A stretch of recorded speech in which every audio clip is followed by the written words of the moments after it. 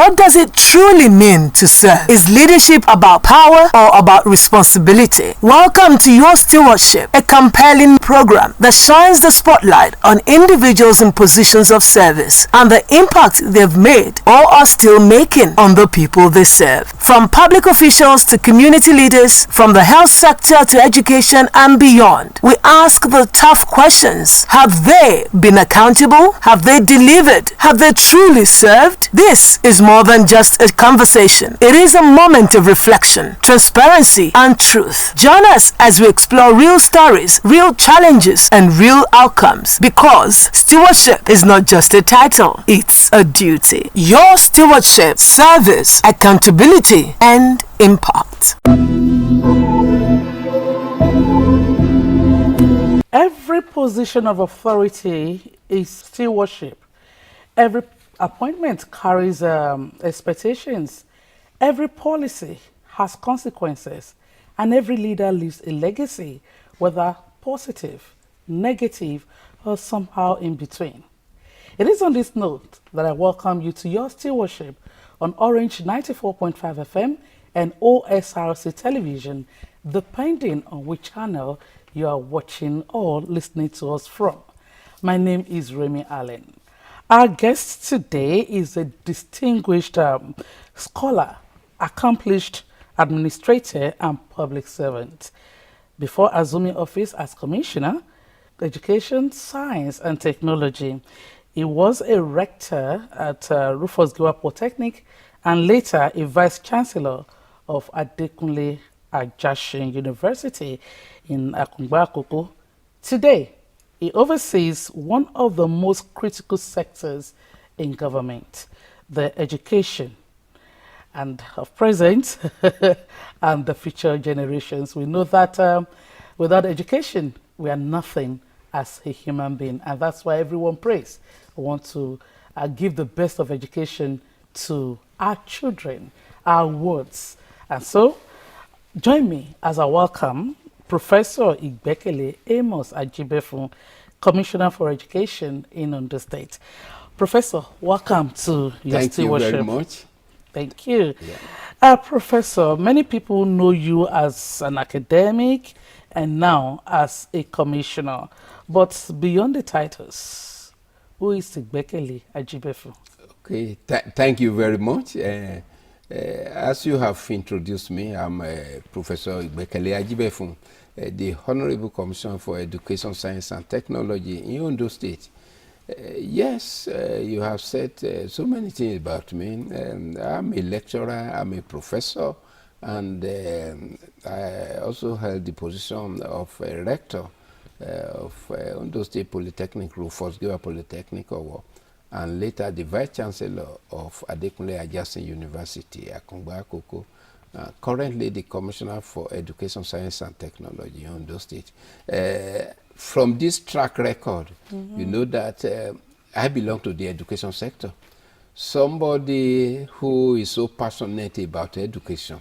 And all my life, I've been working in this sector to build lives, particularly of the young ones, to put them on the right path, to educate and to contribute to the socio-economic development in the country. And I've done this in Nigeria and also in various parts of the world before coming back home again to continue to contribute to the development of the young ones, particularly who are in the education sector. Okay, so growing up in Ondo State, yes, did you ever imagine that you find yourself in public service? At all, at all. Right from my primary school age, you know, as a young person, as a young child, you don't understand so many things that are ahead of you.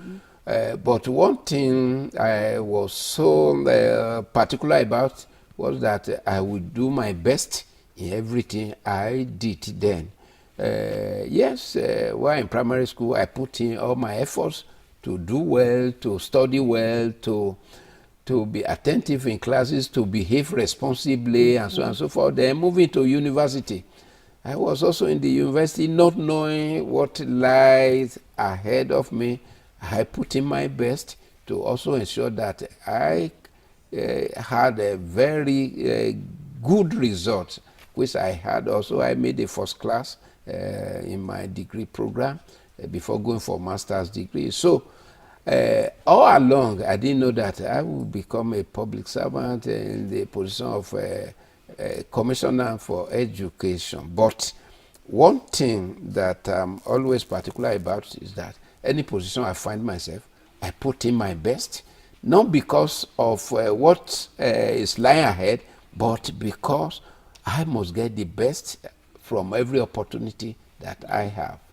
So looking back now, what experiences or values shaped the kind of leader that you've become today? Okay, thank you very much. Having grown up in this environment, in fact, I grew up in a village, yes, where I attended primary school, secondary school, and moving out of that small environment into the university environment, I saw bigger things that were better than my initial environment. And later, I moved to different parts of the world. I first went to Japan, where I had a research fellowship for 1 year. From there, I moved to Australia. I also had fellowship, and later to Germany, where I had a long period of research. Then to the US, where I also had a sabbatical leave in one of the big universities there. So having moved around and having seen what obtained in other developed world, and comparing that with my environment in Nigeria, I felt very strongly that we have to change things to get our education system to a better level. And this is the main driving force that we are trying, but we still have to address a number of things. When we talk of our education system, we have to put in every commitment. Every stakeholder in that sector must perform his or her role well to ensure that things are properly done, to ensure that Nigeria gets to that expected level.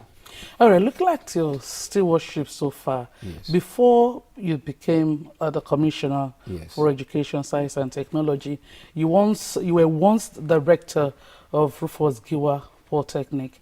How will you assess your stewardship there?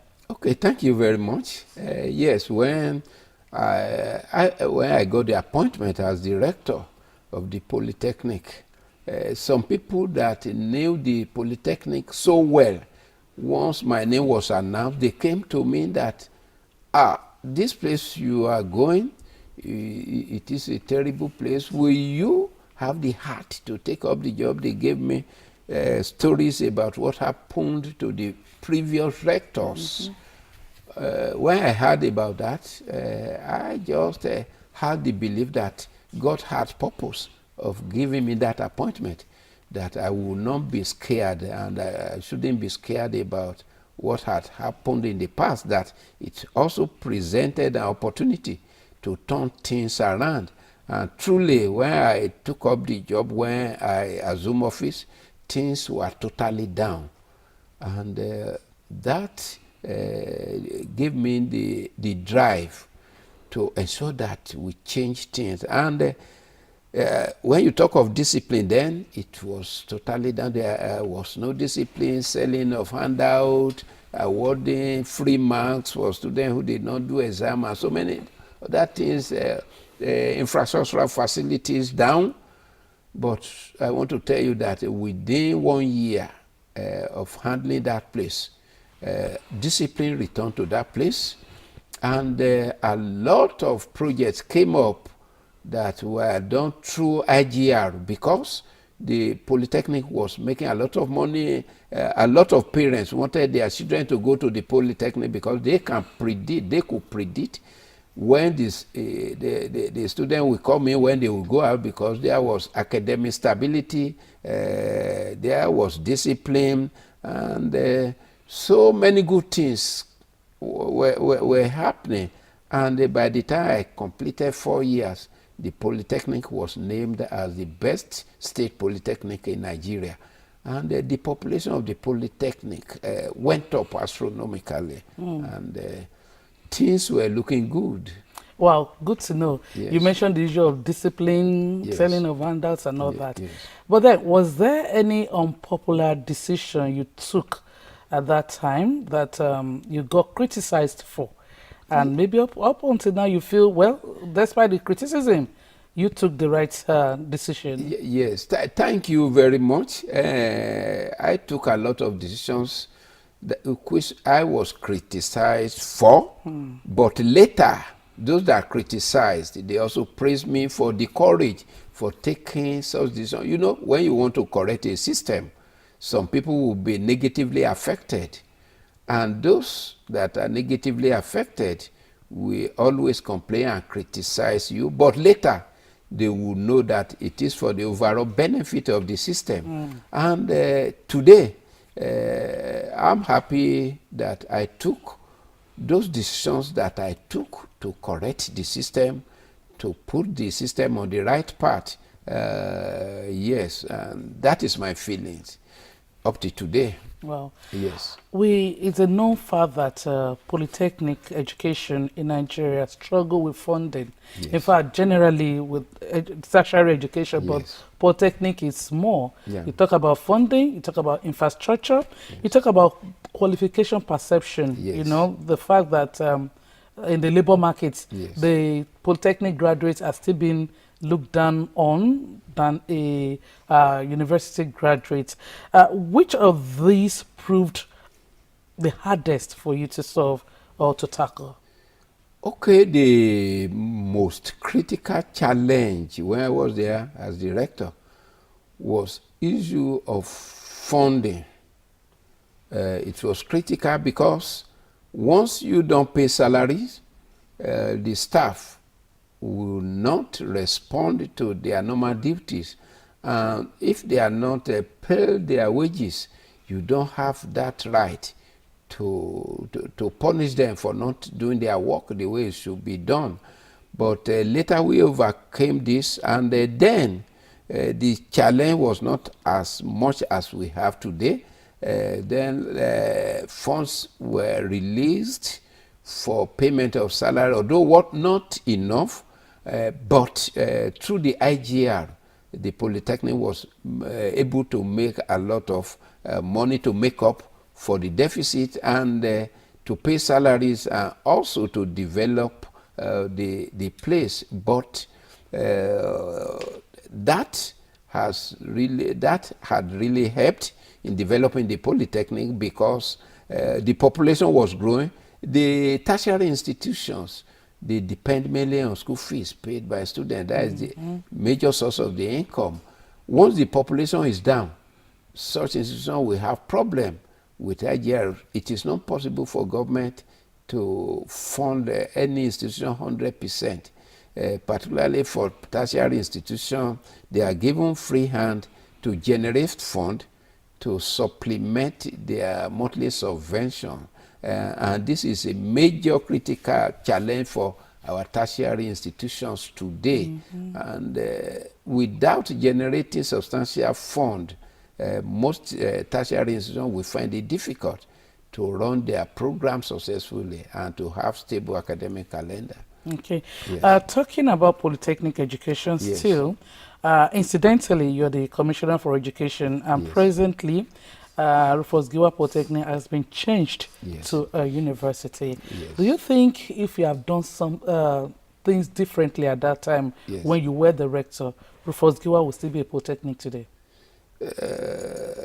Well, we did things rightly, but more importantly, the society is changing.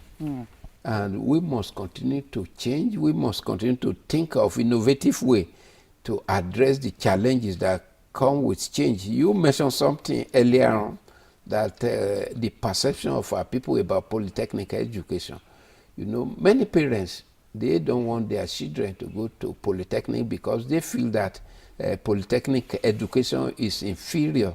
That is the kind of perception and mindset our people have, which is not true. And with this perception, it is only people in Nigeria who cannot meet up with jump cutoff mark that the parents will say, okay, you can go to polytechnic. Or those that have challenges in securing admission into the university system, which should not be so. Polytechnic is a system that is different from the university system. They play different role. The polytechnic is expected to produce middle-level manpower, yes, that will power the economy in any nation. But most of our parents, they feel that polytechnic education is inferior. This has affected the perception of the students, of the candidates, and this has reduced the number of candidates that go into our polytechnic system. So does that mean we should phase out polytechnic for that singular reason? We shouldn't, but depending on the situation. For instance, the situation of Rufus Giwa Polytechnic is an example. It is a polytechnic that has produced a lot of great people in Nigeria, people who have occupied very important places. But the current situation of that polytechnic is that the population has gone down. We have to come up about innovative way to revive the fortunes of that polytechnic. And but we also have our technical colleges that are also, we do the same thing at a lower level than the polytechnic, getting skills, making students to acquire practical skills and vocational skills. We have 5 technical colleges in Ondo State. These colleges are available, and we can develop these colleges to make it great schools where our children can acquire skills while the polytechnic is upgraded to the university system.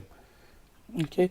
Our former governor of Ondo State, may God rest his soul, Oluwarotimi Akeredolu, once said that Ondo State has no business owning or running 3 universities. Yes. But now we are having a fourth one.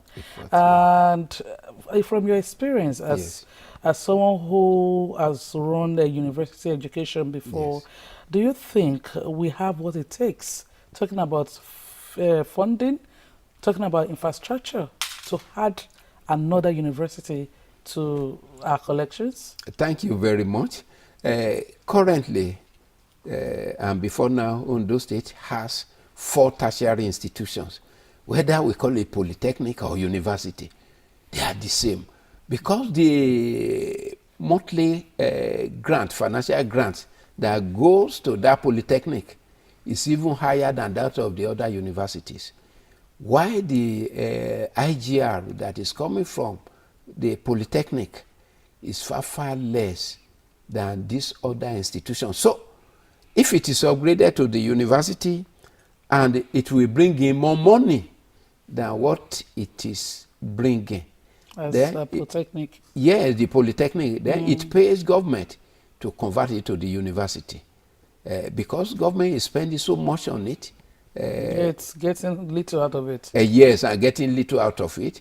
It will make more impact, and it also gives us opportunity to look at the program, to make the programs innovative in a way that students will learn things that are done in traditional university, and we also combine that of polytechnic system, practical skills, with that of traditional university, so that this will combine both the programs in the system in the polytechnic system and that of the university, so that a student that graduates from that university will acquire both practical and theoretical skills that will help them. Okay, so from being a rector, you moved on to become the vice chancellor of Igbekele Amos University, Yes. AAUA.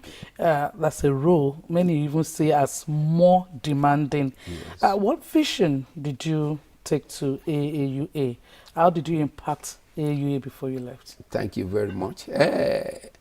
When I was appointed as the Vice Chancellor of Igbekele Amos University, Akongba Akoko, the university was doing very well, and my appointment gave me a kind of concern that the university must not go down. I was moving into a bigger shoe than where I was coming from. I was coming from a polytechnic, going to a university that was doing very well. So the challenge I had then was that I must keep the flag flying. I must move the university higher than the level I met it. And that was the kind of vision I had. And that gave me a big drive, a big push to really put in every effort to ensure that the university moved to higher level. And I thank God that the university did not go down. The university moved to higher level, and by the time the year I was completing my tenure there, the university was ranked as the best state university in Nigeria. Can you mention one great impact Yes. you had on AAUA while you were there as Vice Chancellor? Okay, one of the areas or one of the great impacts I made was that I brought discipline and stability to the system. You know, in the past, the university would strike today, strike tomorrow, strike today, strike tomorrow. Although it was a challenging task, myself and the stakeholders there, the unions, we had confrontation, we fought, and came back to the round table, and we settled. And for more than 3 years before I completed my tenure, there was no strike. And when I handed over the university to the Vice Chancellor that took over from me, I handed it over in peace, and he made a peaceful campus. And today, the university is one of the very peaceful universities we have in Nigeria. And it still continues. Apart from that, we also had a lot of academic development programs, and during my tenure, we initiated a memorandum of understanding with foreign American universities, which was functional throughout my period of stay. They sent in their professors to train our students and staff, and we also sent some of our staff to US for training and so on and so forth. These are parts of achievements during my tenure. Quite a lot. Thank you. Universities are judged largely by teaching quality, Yes. by research, and even global ranking. Yes. Which of these received your greatest attention? Teaching and research. I see them as twins. They go together. Yes. The outcome of research is taught to the students. So both of them, they are very, very important. In the university system, teaching is the primary duty. Lecturers are appointed to teach, but for a lecturer to teach effectively, lecturers must learn new things that come from research. Lecturers must be involved in research, and that is why promotion is based on the level of research and publications that are done. So teaching and research, they are the very key responsibilities for academic staff in the university system. We have the other aspect, we call it community service. That's what is important about teaching and research. They are very, very critical.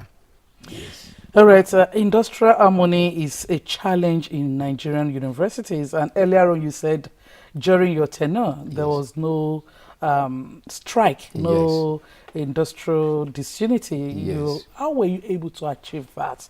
Okay, thank you. One key thing is about welfare of the staff. When you take their welfare as priority, even when certain things are not favoring them well, they will still accept it that their welfare is being taken care of. So when I was there as the Vice Chancellor, the issue of salary payment, I put it as my #1 priority, because a lecturer who is not paid will not be happy to go and teach in the classroom or to go to the classroom with empty stomach. So the issue of payment of salary, I made it #1 priority. And there was a time that the university did not receive a subvention regularly. I had to work hard to ensure that we pay salaries through our IGR, but it got to a point that we exhausted of all our IGR on salary payment. At that point, it became difficult to really stop our staff from going on strike. So that is when we had industrial disharmony. Yes. I pleaded, please. They said they understood me. They knew that I made their welfare a priority, but this one was beyond that. They had to go on strike. They went on strike. After much efforts here and there, funds were released to the university. We paid, but along the way, after receiving that money, the outstanding salary, they refused to return to classroom. That was when we had a confrontation. And at the end of the confrontation, everything came back peacefully. They returned, and everybody knew the boundary. Yes, because there is boundary for everybody. Boundary for the unionist. Yeah. So when the boundary is passed, there are sanctions. But after that, the university remained peaceful for more than 3 years before I finished my tenure, because the boundary was totally defined then. So, having managed both Polytechnic and university, did those experiences expose weaknesses in Ondo State's education system that you are now trying to fix as a commissioner? Thank you very much. The opportunity to manage the Polytechnic system as well as the university before this current appointment really gave me opportunity to understand the education system in Ondo State and the challenges that are there. Yes. And that is really helping me in some of the activities at the Ministry of Education, Science and Technology in Ondo State, and also in relating with this institution, our tertiary institutions, to see that things are going on well there. Okay. Why many people applauded your choice as the Commissioner for Education? Others were of the opinion that leading one institution is different from leading a whole sector. How will you say you are fared as the Commissioner of Education in Ondo State? Okay, thank you very much. As the Vice Chancellor of a university or as Rector of a Polytechnic, I was in charge of just one institution. And the business then was to face that institution squarely to ensure that things were done properly. But as Commissioner for Education, you oversee all the tertiary institutions, you oversee all the public primary and secondary schools, as well as private primary school and public private primary and secondary schools. This is a bigger responsibility, but my experiences in handling the Polytechnic and the university have gone a long way to also assist me. You know, being in the university system, you manage all professors, you manage all unions, you manage all students. Students in the tertiary institution, they because of their youthful exuberance, they talk of Aluta today, Aluta tomorrow. But now, coming to Ministry of Education as commissioner, I think one has seen the bigger challenges. That the only difference is that for the Ministry of Education, Science and Technology, you have so many areas to take care of.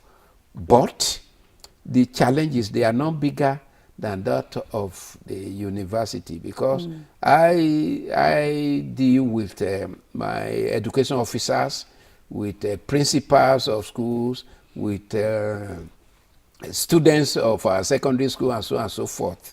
I used to tell my officers at the ministry there that, well, I've seen so many things before coming to Ministry of Education, that what I have here is not as challenging as what I've seen in the past.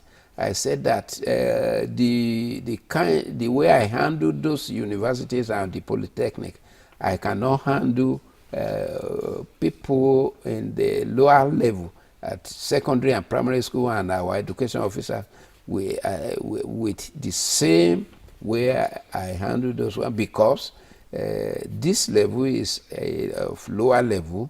So at times when I needed to take action, I have to also think about it, that these are people that we need to bring up gradually and gradually. But in the university system, you will speak, a professor will come up and challenge you.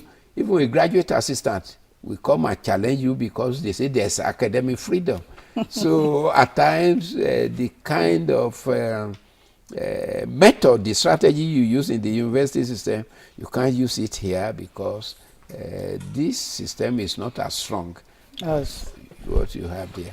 All right, you're tuned to your stewardship on Orange 94.5 FM and OSRC Television, wherever you're following us from. Thank you for being a part of the program. We'll take a moment. When we return, we'll return to the conversation. Please do stay with us.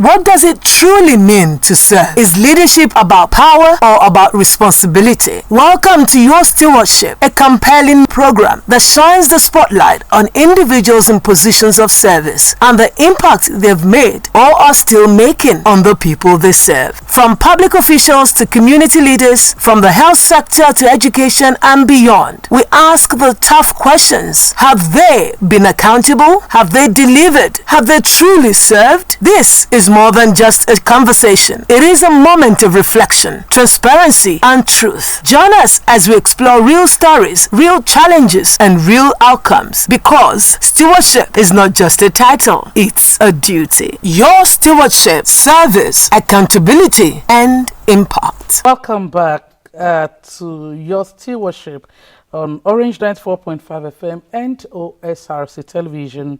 You can listen to us live on Radio Garden. Follow us on our Facebook page, Orange 94.5 FM, Instagram, Orange 94.5 FM Akure, and on X at Orange 945 FM. And on YouTube, you can subscribe to our channel, Orange 94.5 FM. You can also watch us on our sister channel, OSRC TV on Facebook. Subscribe to our channel, OSRC TV Ondo, all in caps. And on YouTube, also, you can subscribe to OSRC TV Ondo. Join us on Mopless 720 Free TV 760. All right, we are still very much in conversation with Professor Igbekele Amos Ajibefun, the Honorable Commissioner for Education in Ondo State. Thank you for staying with us. Thank you very much. All right, while we were talking earlier, you mentioned that you brought discipline to the education system, especially as a rector and of course as a VC. But we know that indecent dressing is one thing that is now the pain of our youths. They've taken it so far that you see all manner of dressings in on our campuses.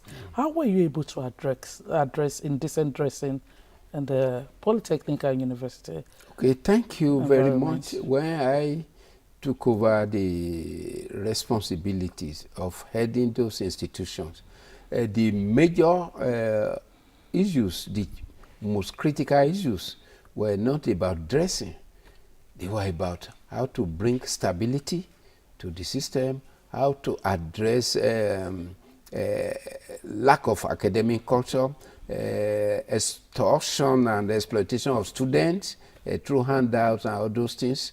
Those are the critical challenges, as well as meeting up with the funding challenges, how to address the funding challenges.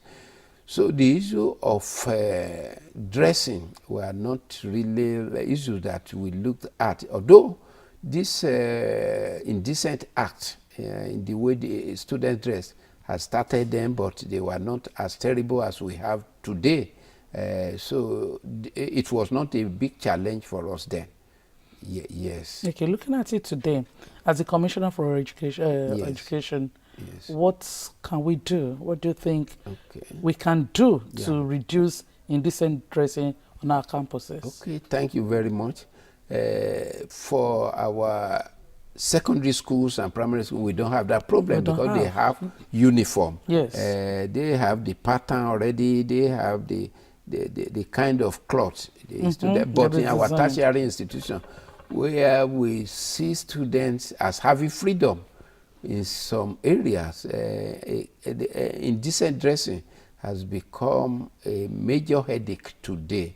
And the way it should be addressed is that these institutions, our tertiary institutions, should come up with dress code, with code of conduct that will be printed and given out to all students. It should be part of the student's handbook, where the code of conduct of every student is stated.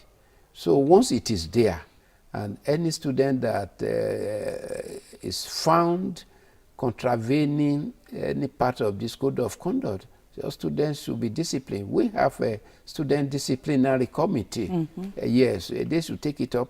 But if nothing is done and these students are violating the code of conduct and nothing is done, it will get worse and worse. One thing I note in our society is that if there is no sanction for people doing wrong things, people will do more things that are worse. So we have to call them to order. The universities, they have to really put it as part of the items in their students' handbook, particularly the way they dress. In the past, it was not part of it, but now that it is becoming a big problem, it has to become part of it. And indecent dressing should also be properly defined, so that what constitutes indecent dressing will be clear to everybody. Yes, it has to be properly defined. Yes, and because different people may define it in different ways. Yes, so it has to be properly defined. Once it is stated, it will be clear to everybody what the university sees as indecent dressing. And any student that is admitted will take an oath and during matriculation. It's part of the oath they will take. All the items listed in their handbook, once they have taken that oath, if they go against it, then they can be punished. We talked about indecent dressing earlier, but we also know a lot of employers of labor are complaining about the quality of graduates that are in the society now. You find out that some students who are graduates find it difficult to even make a simple sentence or even write it down correctly. Are you worried as someone who has led tertiary institutions? Like every concerned citizen, I'm worried about some of these students, but I want to say that it starts from the basic level, from primary school, from secondary school. a situation where some students will not stay in schools and find a way of entering university. They will also end up not know anything. Why some are very, very bad products from this university, we also have excellent products. Yes, those that are bad, they have started from the foundation. Those that are not ready to stay in classroom. I want to give an example. A student from Ondo, in one of our schools in Ondo State, went for this spelling bee at national level, and he won in Nigeria. He went to America, to the US, for the final that combines several over 100 countries. Countries, yes. He also did excellently well. Another student from our public school last year went to France to represent Nigeria. The guy is from Ondo State also, from Ondo State School, and also came first at global level. So we have very good students that are well dedicated, but we also have students who don't stay in school. Students who go to miracle centers to write WAEC. And that is why I'm also confronting that aspect. I'm glad you mentioned that. Yes. We have a center that we call Miracle Center. They are not schools, but they will harvest students from different areas. They lure some students out of school, come and register with us, some at SS2 level, some even at SS1. They will register them for WAEC. They will compromise the exam, and they even say they have students who they call no appearance student, and some people will do WAEC. So some students, when they enter university, they will also come out to be bad products, and that is why you see this type of people. And that is why for every organization that employs, we must properly interview the candidates to ensure that they are the good ones. Otherwise, the organization will employ bad products. Okay, artificial intelligence is Yes. changing education around the world. Were schools ready for digital learning? Okay, thank you very much. This is very, very important. Technology will drive development, and particularly in the area of education. Education is one of the key pillars of this present government in Ondo State, our East agenda. Education is a key pillar there, and that is why Mr. Governor is very, very passionate about this. And one of the areas where Mr. Governor is intensifying effort is the issue of digital learning. Yes, digital education and technology is very, very important. I just came in from a program this morning to come here because I was to declare the program open. I declared it open. We have a partner that has been teaching our students in our public schools, selected schools, artificial intelligence, coding, and robotics. So the partnering organization has come to train our teachers, 50 of them from our public schools, because it is a pilot program. Okay. It cannot go around at once. So they started with 50, and this year we are expanding to around 100 or so. So the teachers are being taught, and the students will also be taught. The teachers that are being trained this week will go back to their school to train their own students. So it is very, very important, and Ondo State is keying into this. Okay. Yes. All right. A former rector, yes. A former VC, yes. and now Commissioner for Education. Yes. How have you impacted your community? Okay, thank you. My community is the academic community. Yes, I think that is what you mean. Your local. My local what community. What have you been able to? Okay. How are the people benefited? Okay, thank from you. Yes, I will define that community in two ways. My academic community, which I belong to, I've trained a lot of students, a lot of PhD students who are professors today, some in key positions all over the world. I've impacted their life, and they are grateful for that today. But in my local community, yes, where I came from, I'm from Okitupa local government.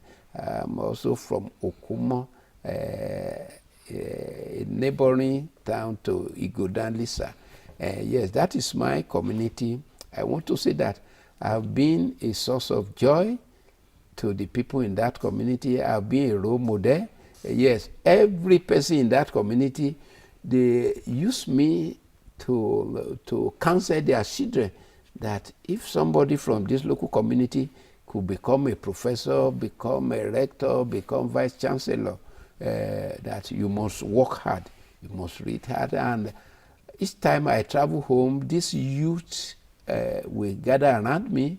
I will relay my experience to them, that coming from poor background does not mean that you cannot get to the peak.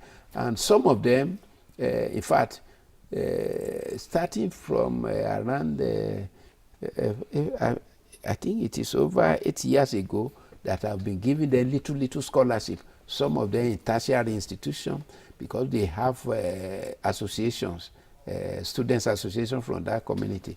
I've been supporting them with scholarship, and at times I also gather them together to counsel them, to advise them on the best way to make it in life, not through sharp corner, not through shortcut, and so on and so forth.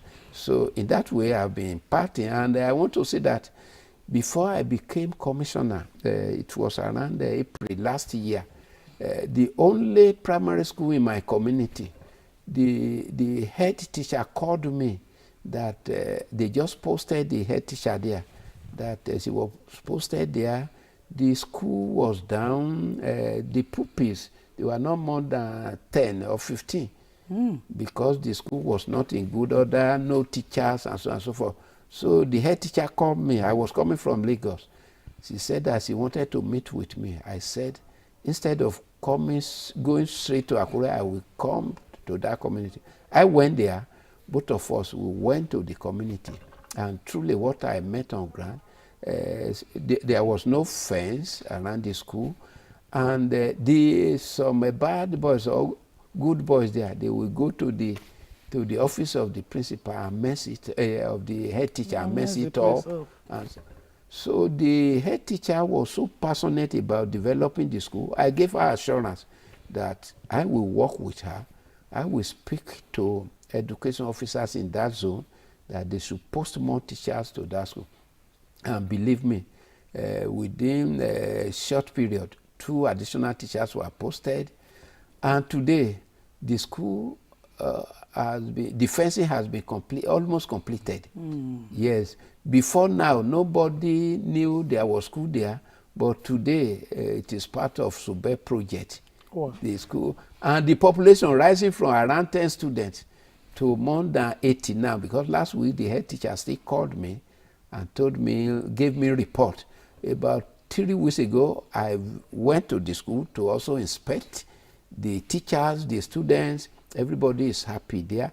More parents are bringing their children. In fact, many of these children, they were out of school before now. They stay at home, they will follow their parents to the farm. But today, they are getting back to school. So this will definitely change the life of these children. Definitely. Yes. Most definitely. Yes. Professor, this program is called Your Stewardship because public office is about accountability. Yes. How will you personally measure whether you are succeeding? Yes. Thank you. One simple way to measure whether I've succeeded is one of the things that I see. Before now, there are a lot of indiscipline acts in our schools, particularly primary and secondary school. But today, get to any public school, tell them about whether Commissioner for Education can inspect their school or not. They will say they don't know the time he can come, that he can always go. So everybody is at alert. There was a school around the Okitipa area. I went there. I did not see the head of the school. I summoned the head to the office in Akure. So after querying the head and after much pleading, I said, go back, don't sin again. So 2 weeks later, I was going to Okutukpa. I said, I will check if this head of the school has changed or not. Because then they said she will always come to school maybe once in a week. So I go to the school. We passed by the school, it was along the road. I told the driver to reverse back so that we inspect the school. Somebody was in the classroom, they saw the car. I think they suspected that it could be commissioner again coming to inspect their school. The person came out of the class to peep. They now saw us entering the school. She ran back and started to tell them that commissioner has come. So I said, all of them should gather. Where is the head teacher that has not ever been regular? She came out, she knelt it down. I said, now you have repented. She said she has repented. So it is making, people are changing. Yes, people are changing. Before now, our students in the public schools, particularly in Akure, they fight every day. They fight in the bus, they fight in the street and cause a lot of, but we have taken some steps. Today, it has stopped. And this has given me great feelings that the actions and policies we are implementing are already making impact. Actions and policies that he is making are making impact. And that brings us to the close of today's intense session on your stewardship. Thank you very much. Thank you very much, Commissioner, for your time. Okay, do join us again next week when we'll bring stewardship to your doorstep. My name is Remy Allen. I want to say special thanks to all of those who have made this program a success. Talking about the producer, Femi Ayekomilogbo, associate producer, Obichukwu Emeka Ote, all the crew member. Remember, if you don't hold your leaders accountable, you will be ruled by a mediocre. Thank you so much for being a part of the program today. Until next time, I am Remy Allen. Bye-bye.